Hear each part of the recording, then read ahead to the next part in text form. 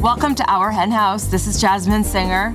This is Marianne Sullivan. And this week's fabulous guest is Nicole Schonemann, who has such a great story to tell about turning a goat farm into a goat sanctuary. This was such a cool interview. I'm really excited. It was a really great story. Yeah. And she told it well. And I just find it very inspiring. I mean, we talk about this a lot during the interview, but it's just, I feel like she did not necessarily agree with this, but I feel like it's just kind of unusual to see a transformation, as they call them, among the group of people who are into like more sustainable, small farm, locavore, animal agriculture. Mm-hmm. And maybe I'm just not hearing the stories because she says that, she's not unique. And she did bring up the one about the pigs. The Last Pig, was that the name of the movie? Yeah. And that was true. That was a similar story. And she said they just don't get the attention. It seems like these people have a lot in common with animal activists. They're worried about the food system. They're trying to fix the food system and go down what we consider the wrong road. I find it very seldom I hear a story of somebody turning around and saying, no, this isn't the way forward. And that's exactly what they did there at The Goat Conspiracy, which is just a great name. Such a good name. Yeah, totally. Well, I'm excited. It's in Indiana, Bloomington, Indiana. Also, I don't know if this is too boring for people to know about process-wise, but I feel like it's worth saying that for like a very long time, you and I were recording interviews far, far ahead of time. And we recently started recording them the week that they go up. Yeah, which creates a lot of stress, I have to say. I feel like old Jasmine would have like died. Like she would have just fallen over and died. You always love to have like 6 months in the can. I do. It's true.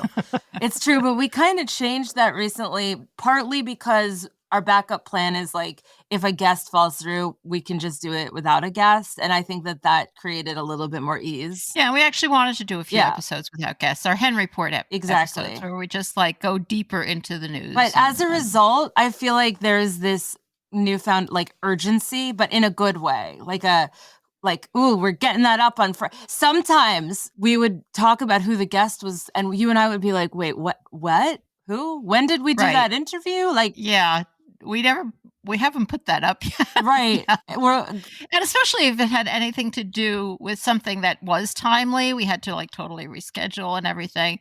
Though this method it's fine for us. It does put a little bit of stress on Vicky, who has to actually get the interview processed and up and on the air and all the social media done and everything. Yeah. Like turn around fast. But she is a trooper. So speaking of stress, are you stressed still? I guess so, right? Because we're still not. Oh, you mean the election? Yeah, I mean, you're a mess.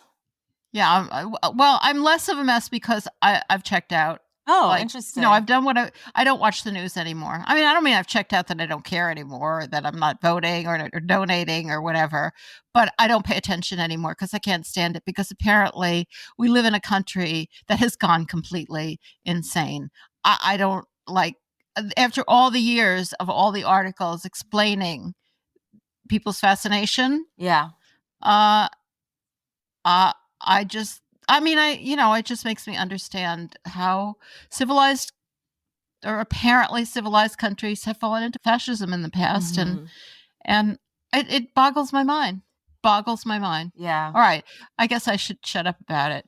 So if I talk about it and if I watch the news, I can't. I just can't. Yeah.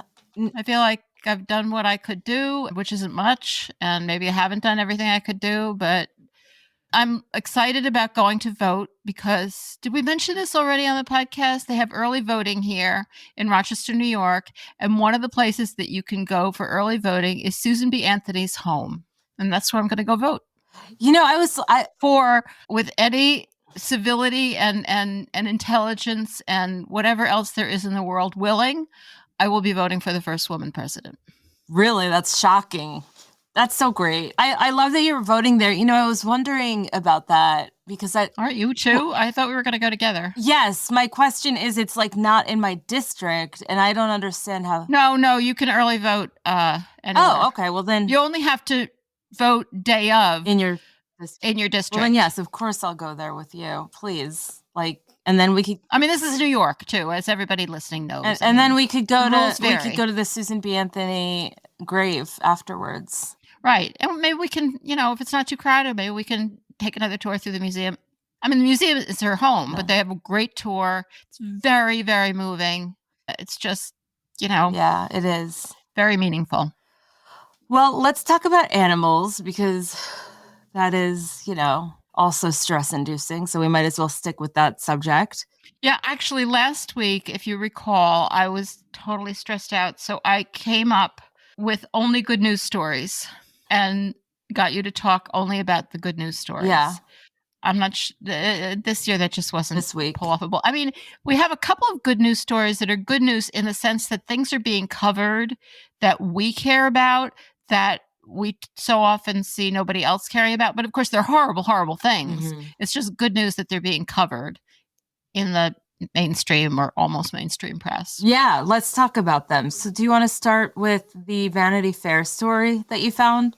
I hope everybody has seen this. If you're on social media and following the same kind of accounts I do, you have, because this is such an in-depth, amazing story in Vanity Fair. And it's on the subject that we talk about every single week on the podcast. So you guys are pretty much all up to date on the news. I mean, not just through me, obviously, but through, you live in reality. You live in the reality we all live in, and on the social media feeds we all share. But it's about bird flu and, the fact that we now have bird flu in cows. We now have bird flu in lots of cows. And Vanity Fair, super in-depth story about this. Absolutely furious, horrified, freaked out. So That's a good thing. It's by one Catherine Eban. And obviously the work of Crystal Heath, which, you're familiar with Crystal Heath, the veterinarian from Our Honor, who has done so much work on this. I mean, her photos are used in here. And so obviously the work that she's done probably is the reason this story is getting published, or at least part of it. So the name of the story is, you have to go read it because it's way too long for me to cover everything that's in here.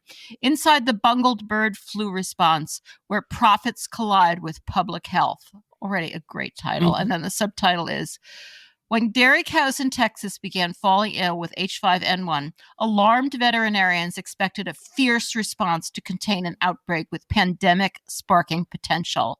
Then politics, and critics say, a key agency's mandate to protect dairy industry revenues intervened.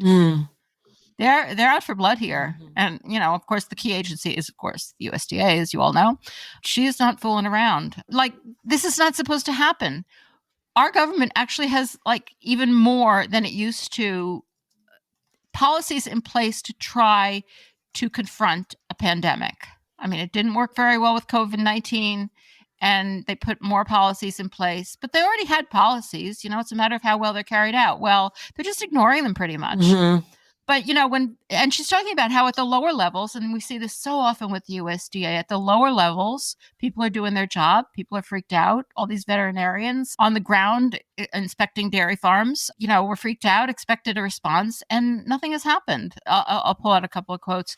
This heightened response she's talking about. It's how veterinarians responding to dairy farms in the Texas Panhandle earlier this year assumed it would work when they stumbled upon hellish scenes out of a horror movie. Feverish cows in respiratory distress producing trickles of milk, dying cats, enough dead barn pigeons and blackbirds to suggest mass poisoning, living birds with twisted necks, their heads tilted skyward. This is what the vets on the ground, and this was in Texas where it started. It's gotten so much worse now that it's in California.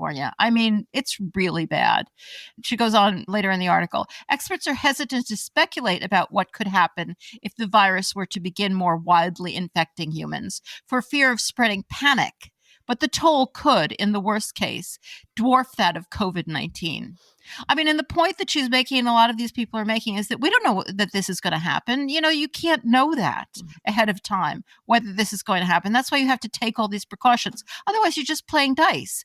Yeah, and it may work out okay. It may not become transmissible among humans, though it appears like in some instances it already has, but that's mild disease. So maybe but it may. It's already become so serious in cows. We're talking about 324 dairy herds in 14 states and at least 26 farm workers. So far, the farm workers, of course, are not seriously ill. That can change it. And I'm sorry, I'm getting carried away. No, it's okay. It's okay. It's just so unbelievable. And of course, that 324 and 14, those are undercounts. They're not required to report this. They oppose testing. They don't screen the farm workers. And, it started out being mild disease in cows. Now up to 15% of cows who get it in California have died. So it's gotten much more serious in cows. It could do the same thing in people. Not, of course, they don't care about the cows. Well, they care about the cows because they're their money. All right, here's another good quote. This should be a story of heroism, cooperation, and an all-hands effort to defeat a wily virus that many scientists warn could mutate into a pandemic threat. Instead, it is a story of intimidation and obfuscation. The vets who sounded the alarm have been silenced, some even fired, and won't discuss their experiences on the record for fear of reprisals. And the federal agency that was supposed to help thwart the virus instead has allowed for an unspoken, quote, don't test, don't tell policy among dairy farmers. She talks about the conflict of interest of Vilsack, the Secretary of Agriculture. She talks about, it's a very, very thorough article. Yeah. And really goes into the intimidation that was put on people to not do anything about this. Mm. And how they had to sneak around. Some of these vets are calling each other from personal cell phones because they're afraid of getting caught. It's unbelievable. Unbelievable. Yeah. Can I just say something about Crystal, who obviously I'm a giant fan of? In my opinion, she gets one of the People of the Year awards for doing the most for animals. It's just reminding me of something going on locally here. And I haven't even told you the latest on this, but, I've mentioned in the past that the animal shelter here in Rochester is abysmal and that I was able to help put together a 4-part series on it. Since that came out, there was some undercover footage taken by someone who now no longer works there. And it was just terrible conditions. I don't have to go into details, but it was terrible conditions, egregiously so, of the dogs and cats. And then she leaked the video on purpose, obviously. And I just wanted you to know that there was a giant protest at City Hall yesterday because of this video, and it got covered on the evening news. I just am speaking right now to the importance of these whistleblowers and these brave people who are fuck it. Yeah. And, as this article points out, and in your case, these people, they're in a very awkward position. People can't lose their jobs most of the time. They're not in a position to be able to afford to do that. And yet they're put in these positions of being at risk. In your case, it's particularly taking the side of the animals. And in the flu case, it's way beyond just taking the side of the animals. They're taking the side of public health and safety and against industry. So yeah, all power to them. It's a complicated situation with the position that vets are in. And I think it's getting more and more complicated. Mm-hmm. Absolutely. So switching gears, I love this next story from Variety. This is so let's do that story next, because we do have another bad news, but it's good that it's news story. Yeah. But this is just good news all along. Mm-hmm. Yeah. So according to Variety and, other outlets as well, the Sting Oscar winner, David S. Ward, to direct biopic on plant-based nutrition pioneer, Dr. T. Colin Campbell. And I lied. It's an exclusive with Variety. So I guess they are the ones that broke it. This is friggin' amazing. I am totally plotzing over here. This Oscar-winning scribe behind movies like Sleepless in Seattle is going to be helming. So he wrote the Sting, which means that this guy's got to be old. I saw that movie when I was pretty young, and I'm pretty old. Well, but it's a great movie. I can't even believe this. If people have not seen The Sting, all right, I know I'm changing the subject for a second here, but if you haven't seen The Sting, just put the phone down. You know what? Go watch I haven't seen it in a really long time. Since I was a kid, I don't really remember it except for it's Paul Newman and Robert Redford at their peak. And at their peak, they were some fine-looking men, I have to say. Yeah. Even not at their peak. Well, anyway, so Dr. T. Colin Campbell is going to be the subject of a film. Back to the subject at hand. Yeah, he's going, the film is going to trace his journey from his upbringing on a dairy farm in the 1930s, which is crazy, to the research linking veganism. I guess he just turned 90. Yeah. Still going strong. Yeah, this is just so wonderful that I can't even believe it. I feel like I'm like dreaming right now. How is this happening? Production is slated to begin in mid-2025 with a targeted release in 2026. I know those numbers, those dates are frequently, aspirational. Right. But I really hope that I want to see this right away. Me too. And also this guy, David Ward, like I said, he's got to be pretty old. Let's get this done. Let's get this done before either the subject or the director moves on. So the film's log line reads, from an unlikely starting point and later battling his own illness, scientist Dr. Colin T. Campbell, isn't it T. Colin Campbell? That's funny. Yeah. Well, discovers that an animal-based diet dramatically increases the risk of disease, which threatens government, corporate, and academic groups more interested in power and profit than in truth and health. Hell yeah. All right, I'm going to make a very weird point about how our stories tie together. Please. All right, Susan B. Anthony, where we're going to vote, is buried in Rochester's Mount Hope Cemetery, which is across the street from your house. Right.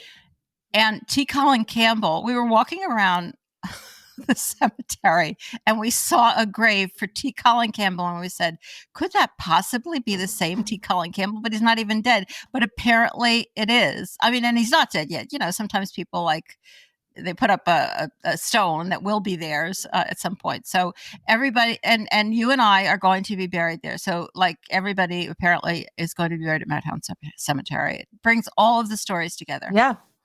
Except for the bird. It's basically a vegan meetup. I'm not sure that Susan B. Anthony was vegan, but she would have been. She would have been. Absolutely. All right. One more bad story. I'm not going to go into this in detail, okay. But it is coming up. This is an election story. It's about, and we, of course, did an interview about this ballot initiative with Aidan Kankyoku. It's about the ballot initiative in Denver about the lamb slaughterhouse that would ban slaughterhouses in Denver, which would affect this one lamb slaughterhouse. And, fine animal people just doing whatever they have to do to make things happen. DXC did an undercover investigation of the lamb slaughterhouse. That was, of course, I started I'm not really I started crying when I was reading this article. So I guess that's not going to make. I just want to say you're not generally a crier, but you have been a bit of a crier recently. Yeah, well, look around. Yeah. So this was in July and August. They got this footage, but they just released it. They stayed anonymous. This was not an open rescue or anything. It was undercover.